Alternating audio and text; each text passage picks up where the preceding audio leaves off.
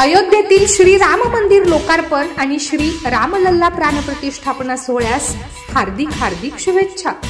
शुभेच्छुक रवींद्र कुलकर्णी हेरले, अनिल कुलकर्णी हेरले, नीलकंठ कुलकर्णी हेरले।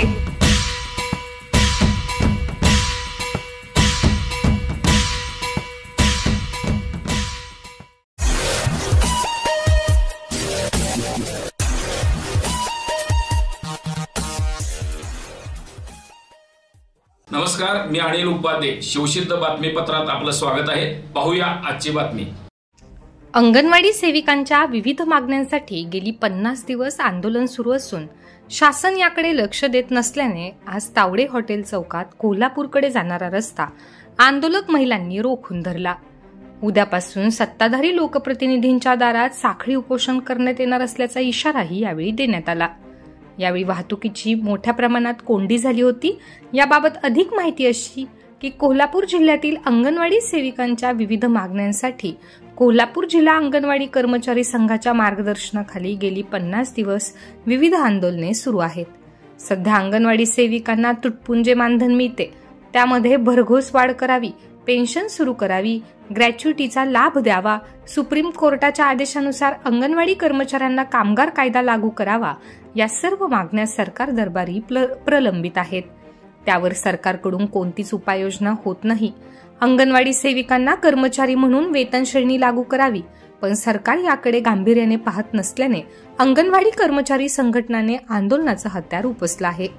आज या अंगणवाडी कर्मचाऱ्यांनी तावडे हॉटेल चौकात कोल्हापूरकडे जाणारा रस्ता रोखून धरला। यावेळी प्रशासनाच्या विरोधात जोरदार घोषणाबाजी करण्यात आली। आंदोलक महिला मोठ्या संख्येने उपस्थित असल्याने मोठ्या प्रमाणावर वाहतुकीची कोंडी झाली होती। पोलिसांनी अध्यक्ष सुवर्णा तळेकर यांच्यासह आंदोलन महिलांची धरपकड केली। यावेळी पोलीस आणि आंदोलक यांच्यामध्ये प्रचंड वादावादी आणि झटापट झाली। उद्यापासून सत्ताधारी लोकप्रतिनिधींच्या दारामध्ये साखळी उपोषण करण्याचा इशाराही यावेळी देण्यात आला। मी सुवर्णा तळेकर, कोल्हापूर जिल्हा अंगणवाडी कर्मचारी संघाची सचिव आहे। 4 डिसेंबर 2023 पासून हा संप चालू आहे। संपाचे 50 दिवस उलटले तर सरकारला दुर्लक्ष केलेलं आहे। खरं तर काल राम प्रतिष्ठानच्या वेळेला सगळीकडे गर्दी होती, सगळीकडे जमावबंदी असताना लोक जमले होते।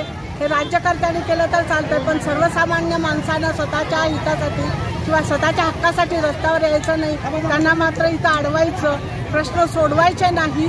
धोरणं सरकारची चुकीची आहेत। सर्वसामान्यांचे प्रश्न न सोडवता इतर प्रश्नांकडे लक्ष द्यायचं आणि यांच्याकडे दुर्लक्ष करायचं, असं जे सरकारचं धोरण आहे त्याचा आता प्रक्षोभक महिला झालेल्या आहेत आणि त्यांनी रास्ता रोको केलेला आहे। त्यांना सुप्रीम कोर्टाचा निर्णय आहे की या कामगार आहेत, त्यांना कामगार कायद्याचं संरक्षण मिळालं पाहिजे, त्यांना ग्रॅच्युटीचा लाभ मिळाला पाहिजे, यांना पेन्शन मिळाली पाहिजे, त्यांना जे मानधन सरकार देते ते वेतनच आहे असं सुप्रीम कोर्ट म्हणते। मात्र सरकार त्याची अंमलबजावणी करायला तयार नाही आणि सरकार कायदा मोडत आहे आणि या महिलांनी कायदा मोडला तर कायदा मोडला सरकार म्हणत आहे, तर स्वतः सरकारच कायदा मोडायला लागलेला आहे, सुप्रीम कोर्टाचा अवमान करायला लागलेला आहे। यांना कामगार बनायला तयार नाही, यांना ग्रॅच्युटी द्यायला तयार नाही, यांना वेतन श्रेणी द्यायला तयार नाही। वाढत्या महागाईनुसार यांचं जे मानधन आहे ते अत्यल्प आहे, त्याच्यात त्या स्वतःचा उदरनिर्वाह करू शकत नाही, म्हणून एवढ्या मोठ्या संख्येनं रस्त्यावर महिला आलेल्या आहेत। अजूनही सरकारनं आमच्या मागण्या मान्य केल्या नाहीत तर उद्यापासून जे राज्यकर्ते आहेत, जे सत्ताधारी आमदार आहेत आणि सत्ताधारी नसलेल्या आमदारांच्या दारात त्या महिला जाऊन बसतील। आम्ही त्यांना निवडून दिलेला आहे आमच्या प्रतिनिधी म्हणून, तर त्यांनी आमचा प्रश्न सोडवला पाहिजे अशी आमची मागणी आहे। साखळी उपोषण करून सांगा।